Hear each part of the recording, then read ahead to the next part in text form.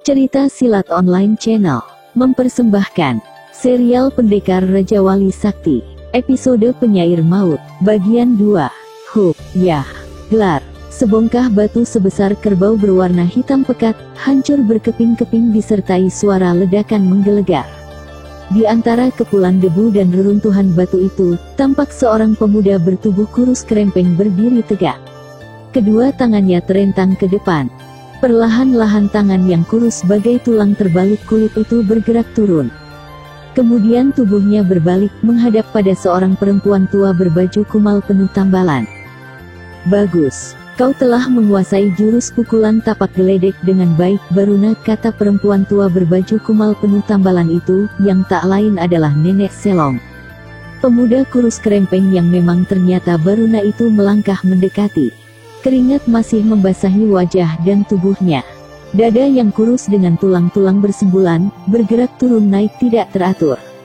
Di tengah malam buta seperti ini, mereka berdua berada di tengah-tengah hutan dekat desa Komering Ilir, tempat Baruna berlatih ilmu-ilmu olah kanuragan hampir tiap malam. "Nek, boleh aku tanya sesuatu?" Nada suara Baruna terdengar berharap. "Katakan," sahut Nek Selong. "Terus terang, untuk apa sebenarnya aku mempelajari ilmu olah kanuragan ini? Sedangkan nenek sendiri tidak pernah mengizinkan aku untuk menggunakannya. Semua yang kupelajari selama ini sepertinya jadi sia-sia saja. Apa sebenarnya maksud nenek?" Baruna langsung menumpahkan ganjalan yang berada dalam hatinya. "Semua yang aku ajarkan padamu hanya untuk menjaga diri, Baruna. Ilmu olah kanuragan dan ilmu-ilmu kesaktian bukan untuk jago-jagoan. Apalagi untuk melakukan sesuatu yang dapat merugikan orang lain, bahkan memperkaya diri sendiri," sahut Nek Selong tenang. Baruna kelihatan tidak puas dengan jawaban yang diberikan Nek Selong.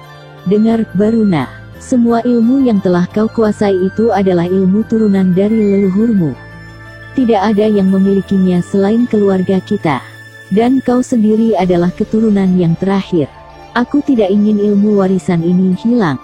Itulah sebabnya selalu kutekankan agar kau berlatih keras dan menguasai semuanya dengan baik," sambung Nek Selong lembut nada suaranya.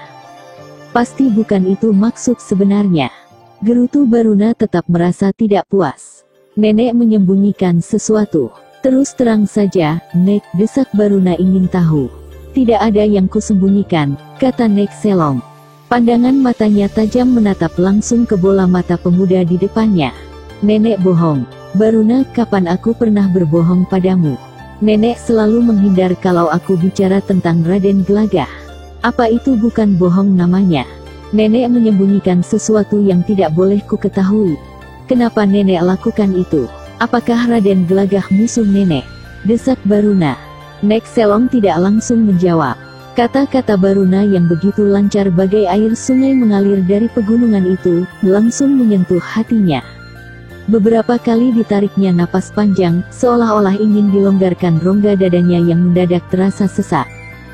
Sedangkan Baruna sendiri telah bertekad untuk mengetahui semua yang disembunyikan Nek Selong selama ini. Malam ini dia harus bisa mendesak perempuan tua itu.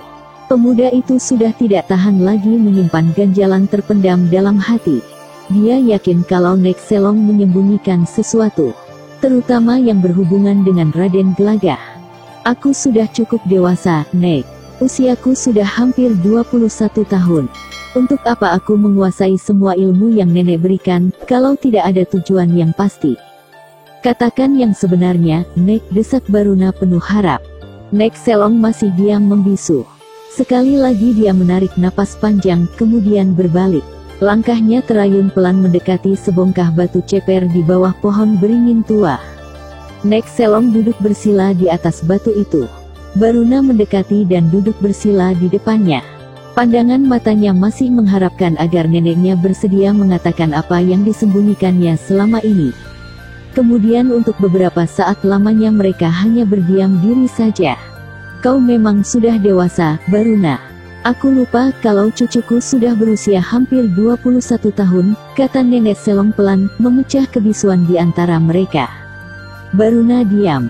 Hatinya mulai gembira karena Nek Selong sudah mulai berkata seperti apa yang diharapkannya selama ini. Pemuda itu menunggu dengan sabar. Maafkan kalau selama ini aku telah menggelisahkan hatimu. Tapi bukan itu maksudku, Baruna. Memang sengaja kusimpan rahasia ini sampai kau benar-benar dewasa dan mampu menerimanya dengan hati bersih dan lapang, sambung Nek Selong tetap pelan suaranya. Apapun yang akan nenek katakan, aku akan menerimanya dengan lapang dada, kata Baruna. Dengar baik-baik cucuku. Baruna tetap menunggu dengan sabar. Sudah lama dia mengharapkan agar neneknya mau terbuka dan tidak ada lagi yang perlu ditutup-tutupi. Sementara Nek Selong masih diam mencari kata-kata yang tepat. Sepertinya dia begitu berat untuk mengatakan rahasia hidup cucunya. Dulu, sebelum kau lahir, Desa Komering Ilir merupakan sebuah desa yang damai dan tentram. Tapi semua itu berubah setelah kedatangan seorang saudagar kaya yang membeli hampir separuh tanah penduduk desa ini. Semua itu memang sering terjadi, dan tidak menimbulkan kejadian apa-apa. Namun belakangan semuanya berubah menjadi bencana. Saudagar itu memaksa seluruh penduduk untuk menjual tanah kepadanya dengan cara-cara keji.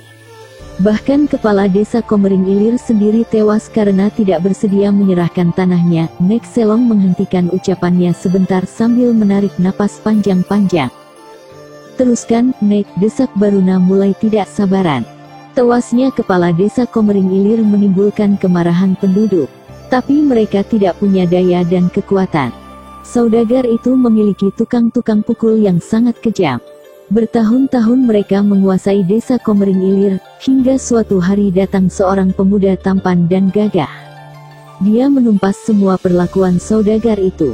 Seluruh penduduk sangat berterima kasih, tapi pemuda tampan itu pergi tanpa diketahui. Kembali Nek Selong menghentikan ceritanya. Lalu apa yang terjadi selanjutnya? Tanya Baruna. Setelah pemuda yang membebaskan penduduk dari tekanan saudagar kaya itu pergi, datang seorang laki-laki muda yang mengaku putra saudagar yang telah tewas itu. Langsung dikuasainya seluruh desa ini, dan diangkatlah kepala desa yang baru.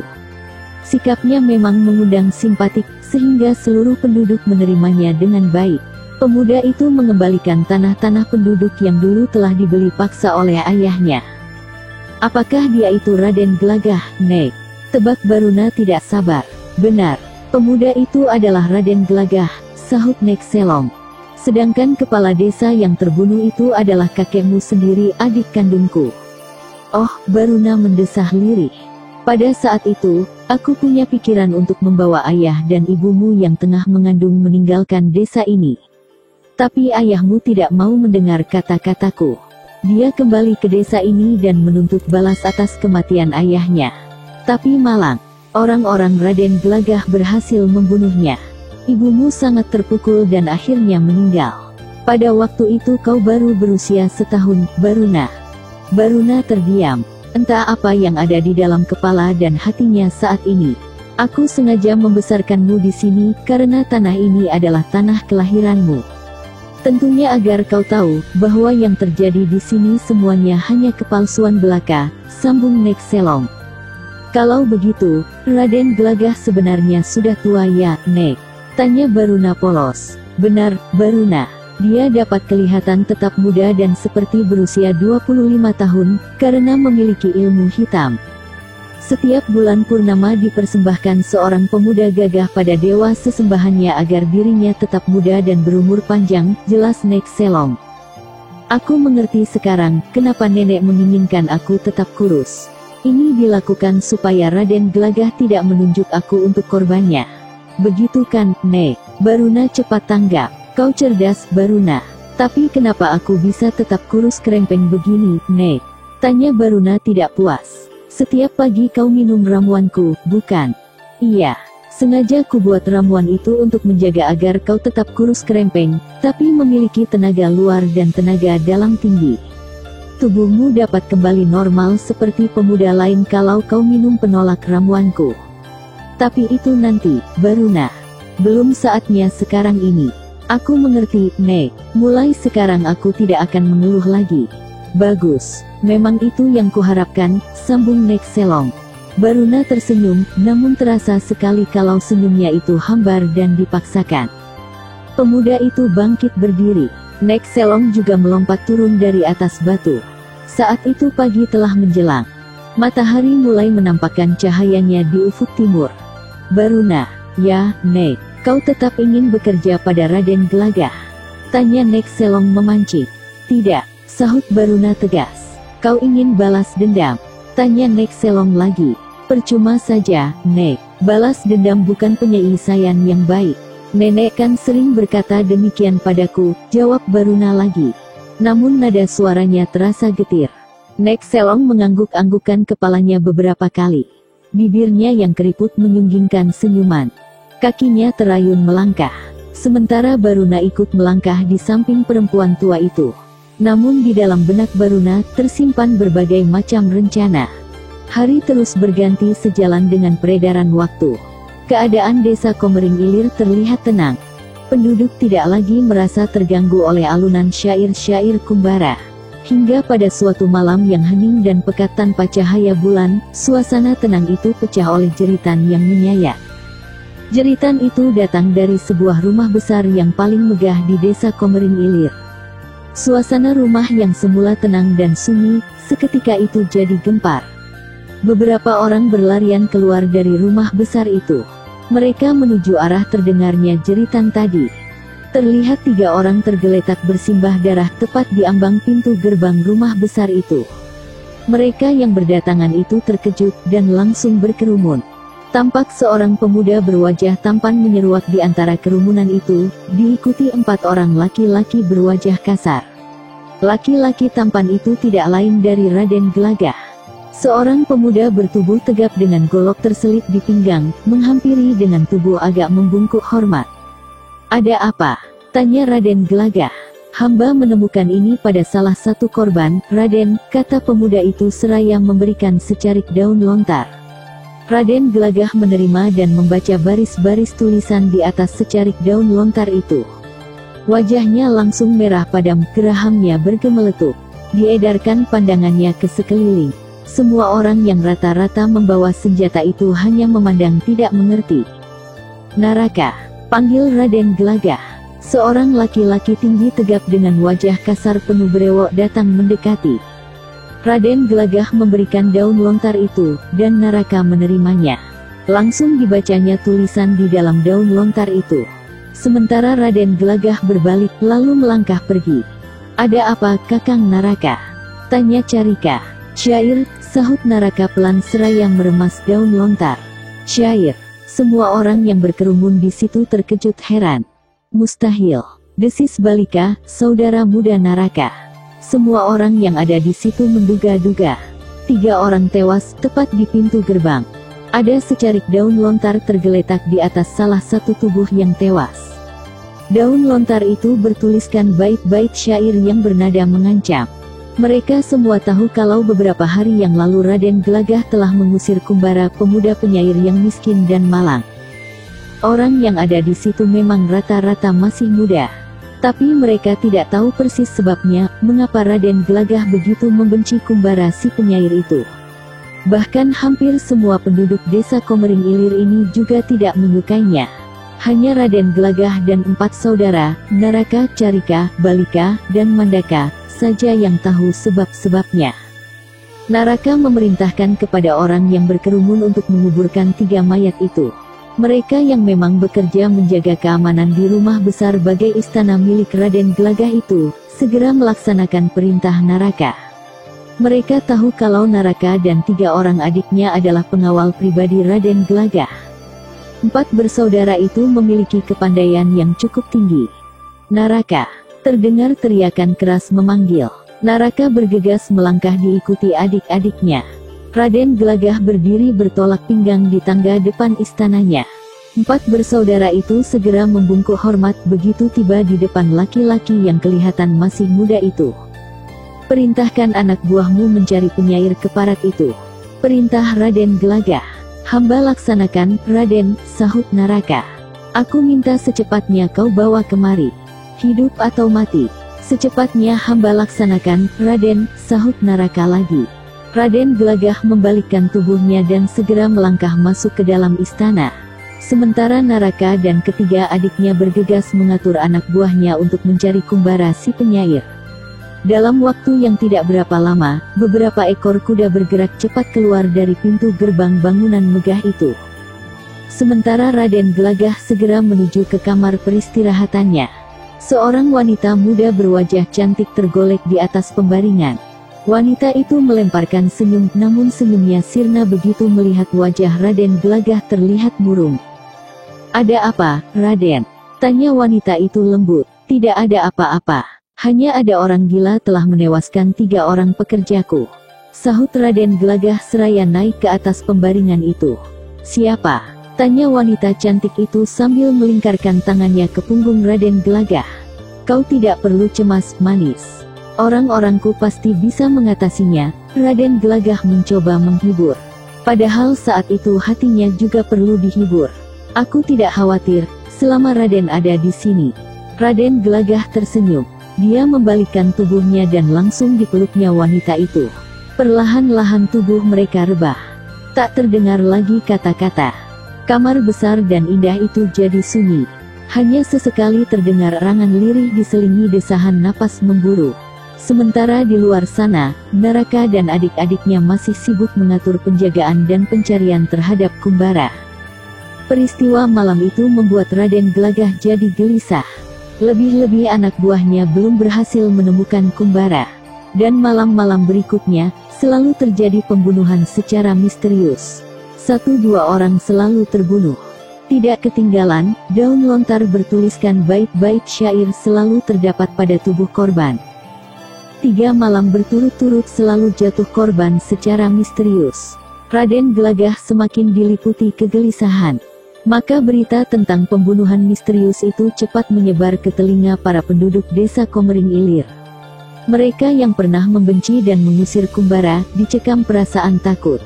Pendeknya, kecemasan dan perasaan takut menyelimuti hampir seluruh penduduk desa Komering Ilir. Sementara itu, Baruna yang mengetahui tentang terjadinya beberapa pembunuhan selama 3 malam berturut-turut terlihat tenang-tenang saja. Sikapnya tidak peduli, meskipun hampir seluruh penduduk membicarakannya. Rata-rata mereka dicekam perasaan cemas yang amat sangat takut kalau ikut jadi sasaran pembalasan Kumbara si penyair maut. Ya, penduduk desa Komering Ilir telah memberi julukan tambahan pada Kumbara. Penyair maut. Siang itu langit tampak cerah, tak terlihat awan sedikit pun bergantung di angkasa. Matahari bersinar terik, seakan-akan hendak membakar seluruh makhluk di permukaan bumi. Tidak begitu jauh dari desa Komering Ilir, tepatnya di sebuah bukit yang bernama Bukit Halu, seorang pemuda berkulit agak kehitaman dan dengan wajah penuh luka goresan duduk di bawah pohon rindang. Dari bibir pemuda itu meluncur bait-bait syair dan berirama. Dialah Kumbara si penyair maut yang kini tengah menjadi momok menakutkan bagi penduduk desa Komering Ilir. Pandangan matanya tidak lepas ke arah sepasang burung yang bercumbu di dahan. "Ah, betapa bahagianya kau. Andai saja aku bebas lepas sepertimu, selalu riang tanpa harus memikul beban," Kumbara mendesah lirih. Pemuda itu bangkit berdiri, dan begitu kakinya akan terayun melangkah, tiba-tiba terdengar derap kaki beberapa ekor kuda menuju ke arahnya. Kumbara mengurungkan langkahnya. Kelopak matanya agak menyipit begitu melihat beberapa kuda berpacu cepat mendekatinya. Dia mengenali salah seorang dari penunggang kuda itu, yang ternyata adalah Balika, salah seorang kepercayaan Raden Gelagah. Dan tentu saja yang ikut dengan Balika adalah orang-orang Raden Gelagah. Kumbara terheran-heran, karena sekitar 15 orang berkuda itu serentak berlompatan mengurung. Sedangkan Balika masih tetap berada di punggung kudanya. Kumbara sedikit terperanjat juga begitu semua orang yang mengurungnya telah mencabut golok semua. "Kumbara, sebaiknya kau menyerah saja, dan jangan melakukan perlawanan," kata Balika lantang. "Ada apa ini? Kenapa aku harus menyerah?" tanya Kumbara keheranan. "Jangan pura-pura bodoh, penyair maut. Sekarang juga kau ikut aku, atau kau mati di sini," bentak Balika. "Apa salahku? Aku tidak melakukan apa-apa. Sudah kuturuti perintah Raden Gelagah untuk tidak kembali lagi ke desa Komering Ilir. Mengapa Tuan Balika mau menangkapku?" Kumbara semakin kebingungan tidak mengerti. "Kau pikir aku bisa dikelabui dengan sikap tololmu itu, Kumbara? Setelah kau bunuh orang-orangku, sekarang pura-pura tidak tahu. Geram Balika sengit. Aku membunuh. Kumbara semakin terperanjat kebingungan. Tangkap dia. Kalau melawan, bunuh saja. Perintah Balika keras. Tunggu. Tapi salah seorang pengepungnya sudah melompat hendak meringkus. Kumbara terperangah melihat golok yang melayang ke arah kepalanya. Tanpa disadari, dia merunduk. Maka tebasan golok itu lewat di atas kepalanya. Orang itu terkejut karena tebasannya berhasil dihindari. Dengan cepat tangan kirinya menghentak menyodok ke arah dada. Kembali Balika dan anak buahnya terperanjat. Ternyata Kumbara berhasil mengelakkannya hanya dengan menggeser kakinya ke kiri. Bahkan tanpa diduga sama sekali, tangan kanan Kumbara mendorong ke depan dengan tenaga penuh. Dorongan yang tak terduga itu tidak sempat dihindari. Maka orang yang hendak meringkusnya terpekik kaget. Tubuhnya terdorong beberapa langkah ke belakang. Setan keparat, rupanya kau punya simpanan juga penyair maut. Geram Balika menyaksikan seorang anak buahnya terkena sodokan tangan kanan Kumbara. Oh, maaf, Tuan. Aku, Kumbara tergagap. Kau harus mampus Kumbara. Hiyaat. Balika langsung melompat cepat dari punggung kudanya. Kumbara terkesiap, tubuhnya gemetaran begitu hebatnya. Dan pada saat jari-jari tangan Balika yang mengembang hendak mencengkeram sudah demikian dekat, tubuh Kumbara melorot jatuh ke tanah. Terkaman Balika hanya lewat di atas tubuhnya. Tentu saja hal ini membuat Balika semakin geram. Kumbara dianggap benar-benar mempunyai ilmu kepandaian yang selama ini disimpannya. Monyet, keparat, geram Balika merasa dipermainkan. Ampun, Tuan Balika. Ampun, rintih Kumbara tetap berlutut menyembah memohon ampun. Seluruh tubuhnya tampak gemetar. Edan, masih juga kau berpura-pura, bentak Balika semakin gusar melihat sikap Kumbara. Sret, kring. Gemetaran Kumbara bertambah keras begitu Balika mencabut pedangnya yang tergantung di pinggang. Pedang berwarna keperakan itu berkilat tertimpa cahaya matahari. Keringat dingin mengucur deras dari seluruh tubuh Kumbara. Mampus kau, hiyaat, teriak Balika keras. Bagaikan kilat Balika melompat sambil mengibaskan pedangnya ke arah leher Kumbara. Pemuda yang wajahnya penuh luka goresan itu ternganga dengan mata membeliak lebar. Tubuhnya semakin keras gemetar. Napasnya terasa berhenti ketika mata pedang Balika hampir menyentuh lehernya. Semua orang yang berada di situ sudah menyangka leher Kumbara bakal buntung. Tapi, tring, Balika tersentak kaget bukan main. Pedangnya terpental pada saat hampir memenggal leher Kumbara. Seluruh persendian tangannya bergetar kesemutan. Balika langsung melompat mundur. Sedangkan Kumbara tetap berlutut dengan tangan merapat di depan hidung. 15 orang bersenjata golok yang menyaksikan semua kejadian itu terperanjat. Kumbara sendiri terlihat seperti tidak mengerti dengan apa yang baru saja terjadi. Selanjutnya episode Penyair Maut bagian 3. Masih bersama cerita Silat Online Channel. Jangan lupa like and subscribe. Terima kasih.